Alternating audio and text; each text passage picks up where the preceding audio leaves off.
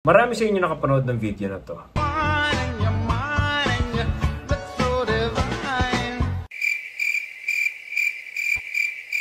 At marami sa inyo nag-interact sa video na to, mostly ladies. At tinatag niyo yung mga kaibigan niyo, sinasabi niyo na, replyan ko na kaya, patulan ko na kaya. At naiintindihan ko kung ba't di nagre-reply yung mga boys. Kasi nakakaya nga naman sabihin na gano'n yung ginagawa niyo. I know, because I've been there. Sa video na to, i-define natin ang iba't ibang level ng scene zone. First, yung level 1. Scene zone lang. Yan yung 1 or 2 times hindi nagre-reply. Next naman, yung scene zone SE. Yan naman yung 3 to 4 times ka na nagte-text pero hindi pa rin nagre-reply sa'yo. Susunod na level naman yung scene zone pro. Ito yung mga 5 to 6 times ka na nagte-text at hindi pa rin nagre-reply sa'yo. Please take note, across all platforms to guys.